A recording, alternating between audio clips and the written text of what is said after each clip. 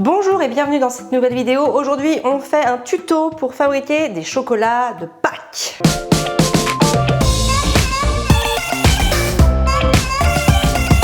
Alors, il va vous falloir un moule, évidemment, pour faire les œufs en chocolat, un moule qui va plutôt être en silicone pour pouvoir démouler ensuite. Il va vous falloir aussi des chocolats, donc par exemple du chocolat noir pour faire l'œuf, et puis après des petits chocolats très appréciés pour faire la garniture, les fritures comme on va dire. Il va aussi vous falloir à la fin des petits morceaux de tissu pour pouvoir emballer les œufs, pour faire du zéro déchet. Ils resserviront chaque année à toutes les Pâques. Et puis voilà, en gros, il vous faut aussi des enfants, il vous faut une casserole pour faire au bain-marie, il vous faut un moule pour faire la friture, et il va vous falloir un congélateur pour les temps de repos.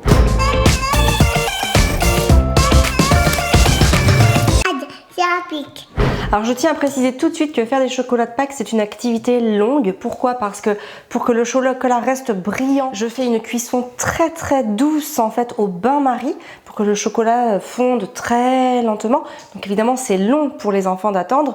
Ensuite il faut garnir les moules, il faut le mettre au frigo, voire au congélateur même pour gagner un peu de temps, le temps que ça durcisse, recommencer l'opération. Donc voilà, c'est quelque chose qui est long à faire, il faut le savoir. C'est pour ça qu'en général les enfants je les appelle au moment où il y a une action à faire, et en dehors de ça ils peuvent prendre leur goûter, ou ils peuvent aller jouer, ou ils peuvent aller faire autre chose, et je m'occupe des choses un petit peu plus longues comme par exemple faire les gros œufs. Ça c'est vraiment long, je pense que c'est moi qui vais les faire.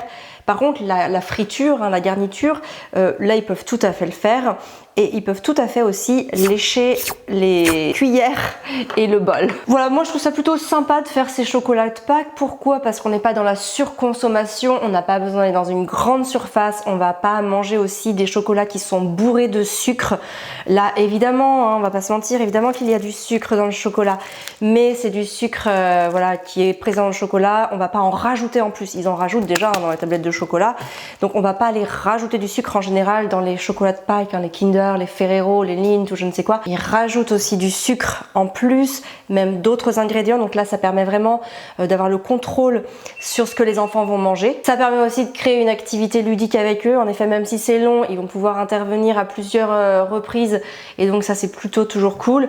Ça permet aussi de créer du sens dans la préparation de cette fête. C'est-à-dire qu'on n'est pas dans une orgie de chocolat qu'on va attendre, on les fabrique, ils se rendent compte que c'est long aussi de fabriquer. D'ailleurs je leur explique, je leur dis comme c'est long, vous pouvez aller jouer ou faire autre chose entre chaque mission, entre chaque tâche. De cette manière-là, en fait, ils prennent aussi conscience après que le chocolat, ça se déguste parce que ça a été long à faire. Voilà, on est dans un processus de fabrication, c'est vraiment quelque chose d'entier qu'on va proposer à l'enfant.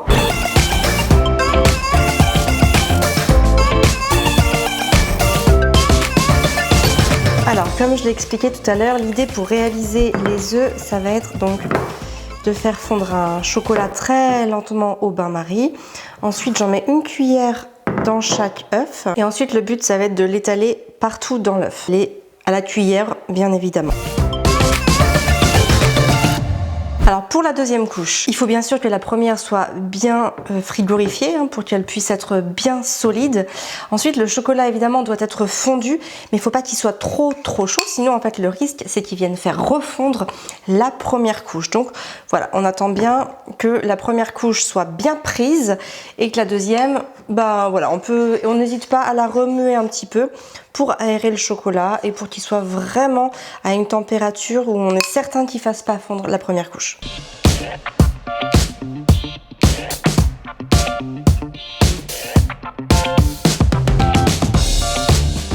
Alors cette deuxième couche, elle vient vraiment solidifier la structure de l'œuf. Elle se doit être évidemment un petit peu plus légère, elle va être moins dense, on va moins en mettre. Ensuite, on remet au congélateur quelques minutes, en général 5-10 minutes, ça va suffire.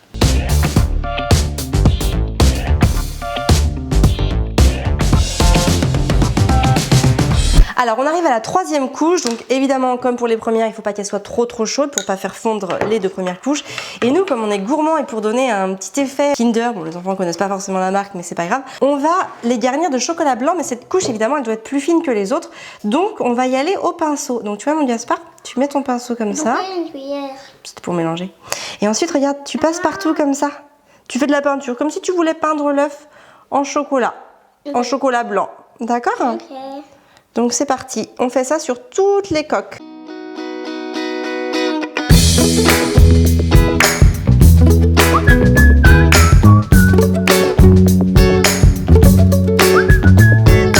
Voilà, donc là on va démouler la première tournée, donc ça se démoule en général plutôt bien. Voilà, on a des très beaux œufs d'une grande brillance. Ils sont beaux, hein? Oui. Et évidemment, selon les besoins qu'on a, ben moi je vais devoir en faire une deuxième tournée parce qu'il va nous falloir 5 œufs, puisque nous sommes 5.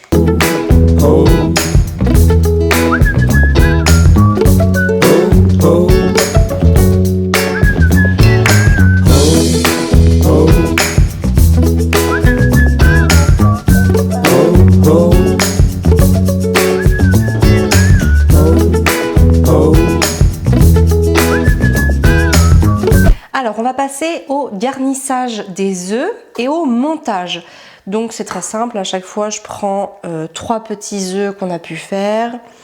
Voilà, ça me paraît bien parce qu'ils sont quand même plutôt grands, enfin les petits cœurs. Ensuite, on prend une petite cuillère de chocolat et voilà, l'idée, c'est vraiment de pouvoir venir en mettre tout autour pour provoquer en fait une soudure entre les deux coques d'œufs en chocolat. Très simple à faire, c'est vraiment quelque chose, tout à l'heure les garçons étaient là avec moi, ils l'ont fait, et même eux c'est vraiment important je trouve pour leur redonner la conscience de ce qu'ils mangent, et je pense que c'est très important de faire attention à ce qu'on mange, surtout dans une société comme la nôtre, où il y a beaucoup de choses en fait qui sont en libre service, que c'est très rapide d'avoir accès à beaucoup de choses, un peu de malsains, très transformés.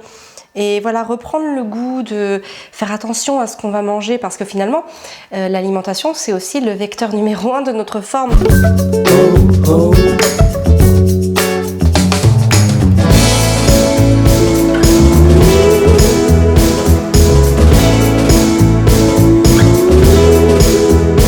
Quand on mange mal, on n'a vraiment pas l'énergie pour pouvoir s'occuper de ses enfants, pour pouvoir donner le meilleur de soi-même, pour être en forme, pour pouvoir rester patient et faire tout ce qu'on a besoin de faire aussi avec les enfants.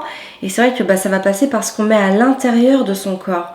Donc voilà, il ne s'agit vraiment pas de faire un régime, mais un rééquilibrage alimentaire qui va permettre d'ingérer les bons ingrédients, les bons aliments, la bonne façon aussi de les consommer. Tout ça, ça va vraiment rentrer dans une logique qui va permettre aussi aux enfants de leur donner des super bonnes habitudes. Maintenant, nos enfants savent que de toute façon, on proposera toujours des légumes ou des fruits parce qu'on doit manger ça en priorité. Alors après, évidemment, il y a des façons de les cuisiner, il y a des choses à comprendre, des mécanismes aussi, des habitudes à prendre, à changer au niveau de sa cuisine, des petites choses toutes simples, mais voilà, il suffit encore une fois de le savoir pour pouvoir le faire. Si on ne le sait pas, on ne peut pas le faire. Le problème, il est toujours le même.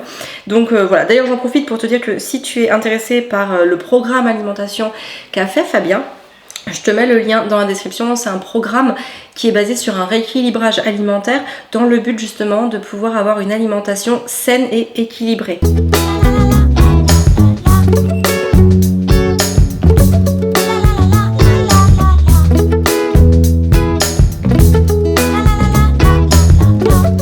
Emmaillotage ensuite dans la version finale dans les petits tissus, donc c'est très simple, on prend des carrés de tissu préalablement coupés et puis on fait un petit nœud. Voilà, le but c'est pas parfait, mais c'est joli, c'est authentique et c'est ça le principal. Voilà, donc ça représente vraiment une super activité à faire avec les enfants. C'est pas tout le temps possible de le faire avec eux, c'est une activité quand même assez longue, ce qui peut ne pas convenir au rythme, enfin en tout cas au stade de développement de tous les enfants, notamment les plus jeunes. Par contre, ils peuvent avec plaisir venir participer à certaines tâches et ça, c'est plutôt agréable de pouvoir faire une activité ensemble, surtout une activité pleine de sens. D'ailleurs, si tu es intéressé par les activités que tu peux proposer qui vont permettre de développer l'autonomie de l'enfant, tout grâce en fait tout simplement au respect de leur stade de développement, tu peux télécharger dans le lien qui se trouve en description. Il y a un lien vers mon atelier Jouer pour grandir selon la pédagogie Montessori. C'est vraiment un atelier que j'ai conçu, que j'ai développé avec mes enfants pour favoriser, pour développer leur autonomie grâce à des activités vraiment adaptées à leur stade de développement. Et ça, c'est vraiment ça qui va faire la différence. C'est comme ça qu'ils vont pouvoir rentrer dans une activité, qu'ils vont prendre du plaisir aussi à faire une activité et que nous, en tant que parents, on retrouve du temps pour nous parce qu'on n'a plus des enfants qui sont en permanence en train de nous solliciter, et c'est aussi très agréable de pouvoir les voir s'intéresser, s'intégrer, s'impliquer et se concentrer dans des activités manuelles, ludiques, pédagogiques ou autres. Tout le but, c'est vraiment à travers notre posture de pouvoir les éveiller à cette curiosité et leur donner envie de faire les choses. Donc pour toutes les infos, le lien est dans la description. Sur ce, tu peux aimer la vidéo, mettre un commentaire, t'abonner à la chaîne Famille Épanouie. Moi, je te souhaite une très très belle journée. Prenez soin de vous et de vos enfants.